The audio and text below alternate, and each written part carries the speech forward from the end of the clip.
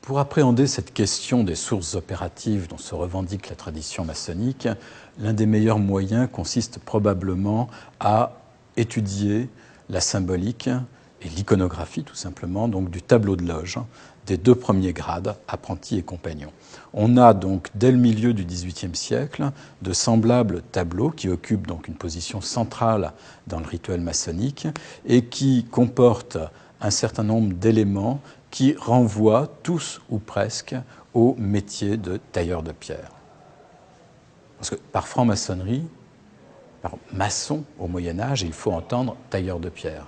On est très loin donc de l'idée que l'on se fait aujourd'hui du métier de maçon. Alors, que voit-on sur ce tableau de loge?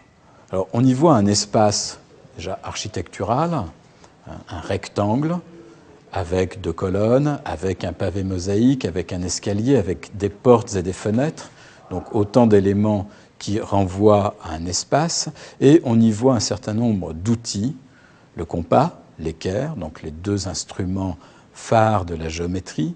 On y voit donc sur celui-ci la truelle, on y voit le maillet et le ciseau très fréquemment, donc vraiment les outils de base du tailleur de pierre, le fil à plomb, le niveau, donc qui permettent une pose de ces pierres, une pose régulière. Et puis, on y voit notamment donc deux symboles qui sont extrêmement intéressants à étudier sous un angle plus opératif. On y voit donc une pierre brute, c'est-à-dire un bloc de pierre non taillé, et une pierre cubique avec ou sans pointe, c'est-à-dire avec ou sans pyramidion posé dessus, selon les rites et selon les époques.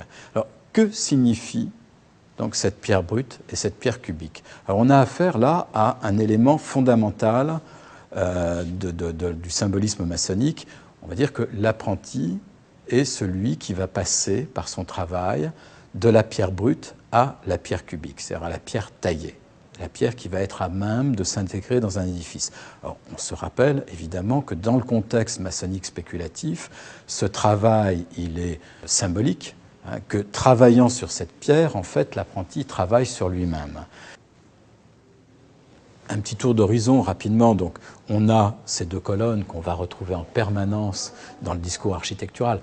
Toutes les théories de l'architecture à partir de la Renaissance et pendant toute la période classique vont être des discours sur les ordres d'architecture. Les ordres se définissent à partir des proportions des colonnes et de leur ornementation.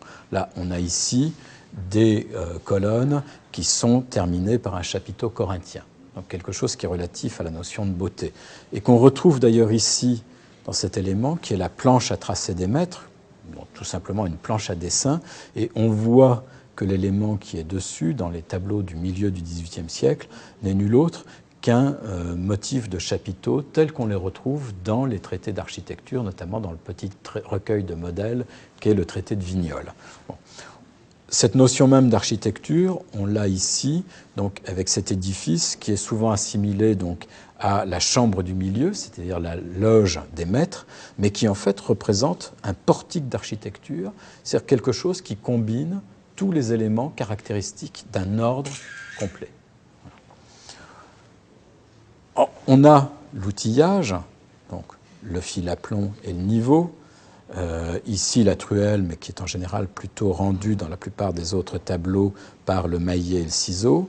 On a ici quelque chose de tout à fait étonnant. Alors, on le verra avec les outils de tailleur de pierre.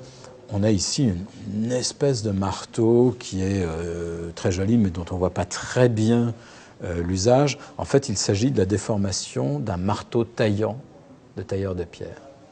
Alors, moi, c'est quelque chose qui me laisse perplexe quand même par rapport à la franc-maçonnerie spéculative du XVIIIe siècle. C'est que d'une part, elle prend appui de manière extrêmement forte sur un héritage opératif lié au métier de tailleur de pierre et à l'architecture, et d'autre part, dans ce Paris ou dans ces grandes villes du XVIIIe siècle, qui sont des chantiers permanents, eh bien, les francs-maçons de l'époque ne sont déjà plus capables de relier l'outillage symbolique qui figure sur leur tableau avec l'outillage réel qu'emploient des ouvriers sur leur propre demeure, très souvent.